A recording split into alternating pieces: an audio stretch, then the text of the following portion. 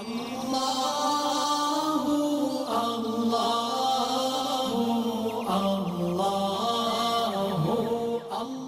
اللہ الرحمن الرحیم حامیم والکتاب المبین انا انزلناہ فی لیلۃ مبارکۃ انا کنا منذرین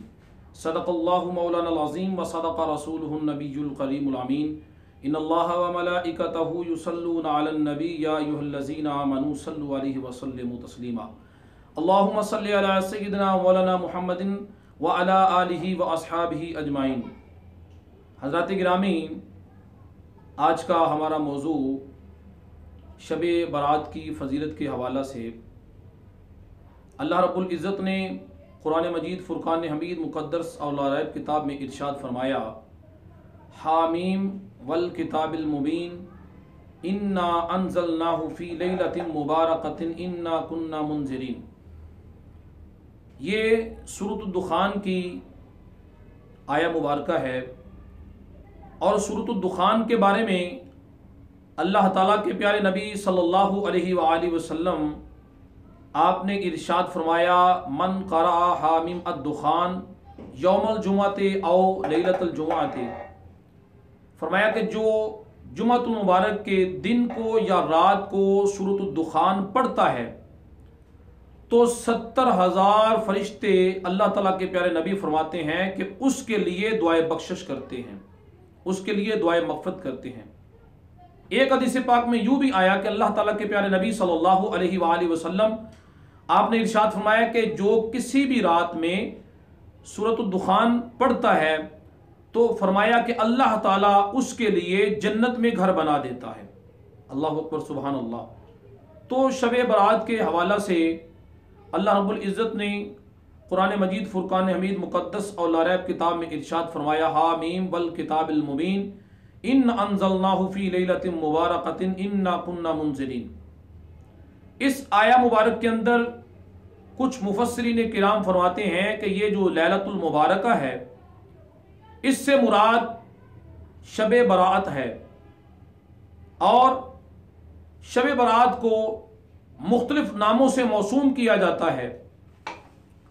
اس کے مختلف نام ہیں، اس کو لیلۃ البرات بھی کہا جاتا ہے، اس کو لیلۃ الفکر بھی کہا جاتا ہے، اس کو لیلۃ المغفرت بھی کہا جاتا ہے، اس کو لیلۃ الرحمت بھی کہا جاتا ہے۔ مختلف اس کے نام ہیں، مختلف ناموں سے اس کو موسوم کیا گیا ہے۔ تو اس کو لیلۃ الفکر کیوں کہتے ہیں، اس کی وجہ کیا ہے؟ اس لیے اس کو لیلۃ الفکر کہتے ہیں کہ اس کے اندر بندہ مسلمان غور و فکر کرتا ہے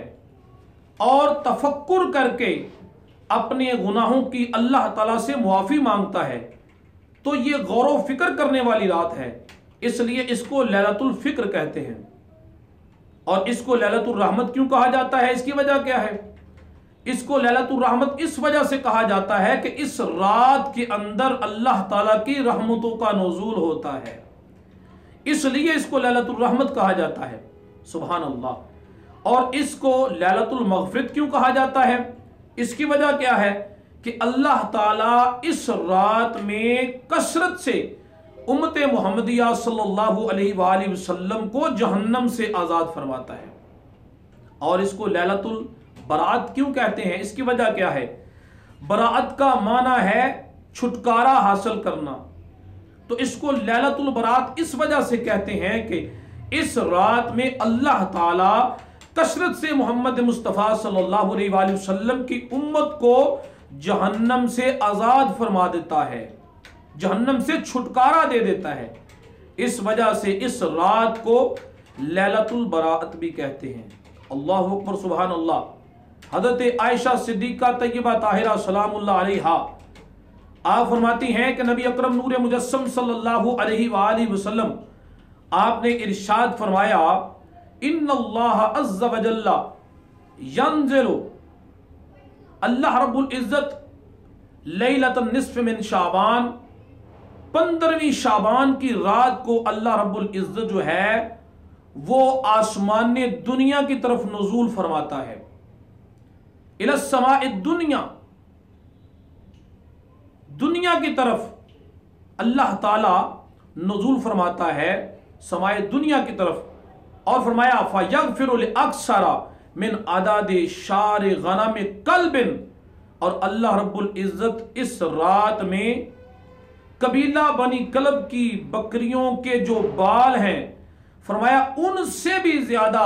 محمد مصطفیٰ صلی اللہ علیہ وآلہ وسلم کی امت کو بخش دیتا ہے۔ سبحان اللہ۔ اب یہاں پر قبیلہ بنی کلب کی جو بکریوں کا ذکر کیا گیا ہے، یہ قبیلہ بنی کلب کی جو بکریاں ہیں ان کی تعداد اتنی زیادہ تھی کہ یہ شمار سے باہر تھی، یعنی کہ اس قبیلے کو بھی نہیں پتا تھا کہ ہماری پاس کتنی بکریاں ہیں، ہمارے پاس کتنی بکریاں ہیں۔ تو اس کی مثال اس لیے دی گئی، اللہ تعالیٰ کے پیارے نبی صلی اللہ علیہ وآلہ وسلم آپ نے فرمایا کہ قبیلہ بنی کلب کی جو بکریاں ہیں ان کے بالوں سے بھی زیادہ۔ اب نہ بکریوں کی تعداد کا پتہ ہے، ایک بکری ہو تو اس کے بالوں کا اندازہ آدمی نہیں لگا سکتا کہ اس کے جسم کے اوپر کتنے بال ہیں۔ تو قبیلہ بنی کلب کی جو بکریاں ہیں اتنی زیادہ، اب ان کی آگے بال جو ہیں جسم کے اوپر خدا جانتا ہے یا اس کا مصطفیٰ جانتا ہے، اس کا رسول جانتا ہے کہ ان کے اوپر کتنے بال تھے۔ تو اللہ رب العزت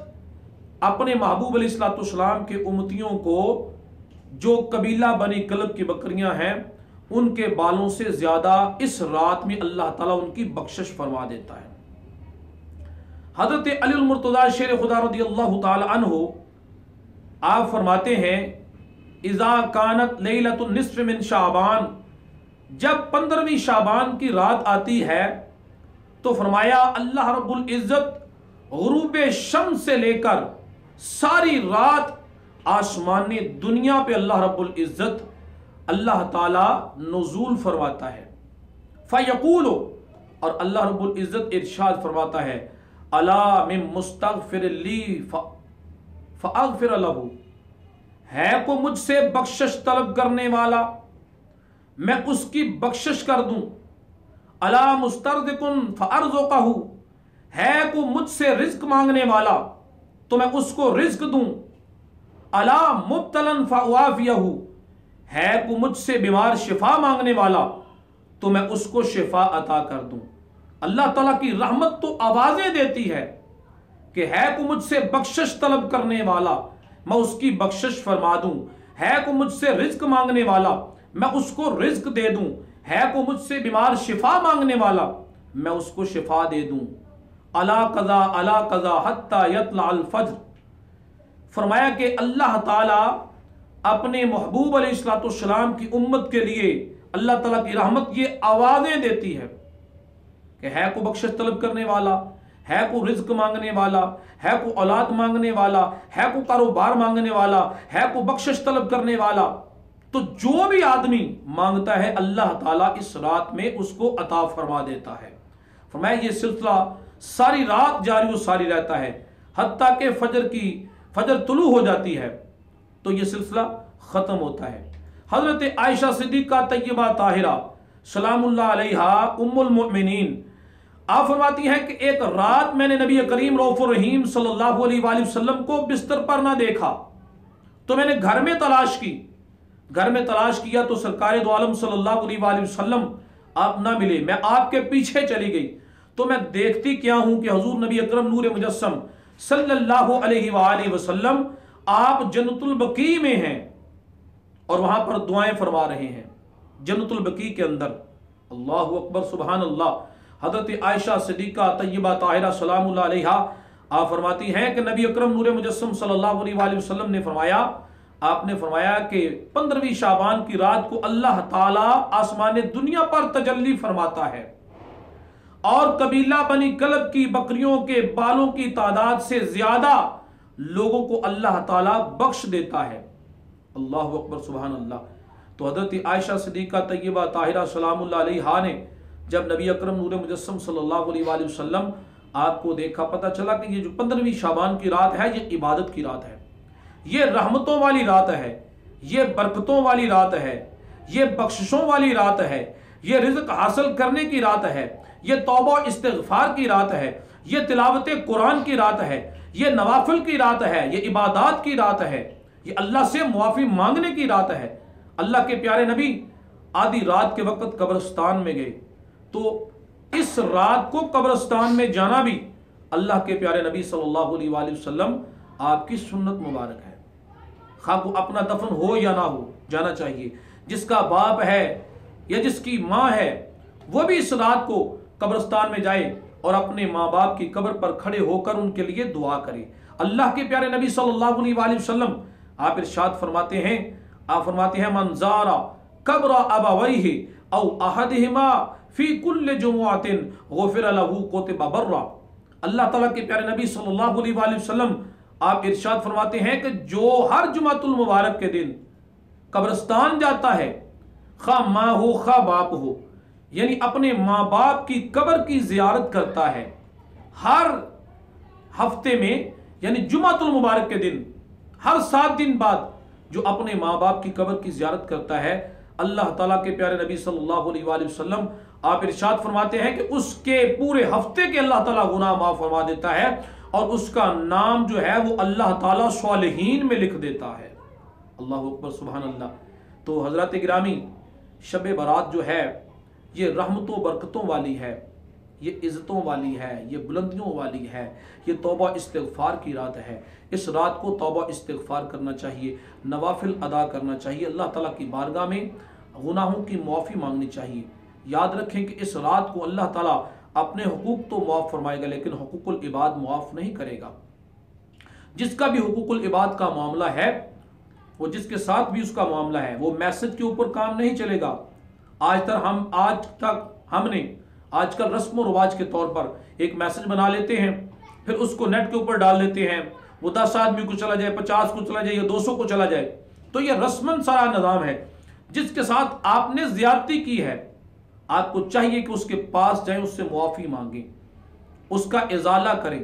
پھر اللہ کی بارگاہ میں سچی توبہ کریں تو اللہ تعالیٰ معاف فرمانے والا ہے۔ اللہ تعالیٰ کی بارگاہ میں دعا ہے کہ اللہ رب العزت ہمیں عمل کرنے کی توفیق عطا فرمائے اور اس رات کی برکات ہم سب کو حاصل کرنے کی توفیق عطا فرمائے۔ وما علینا الا البلاغ المبین۔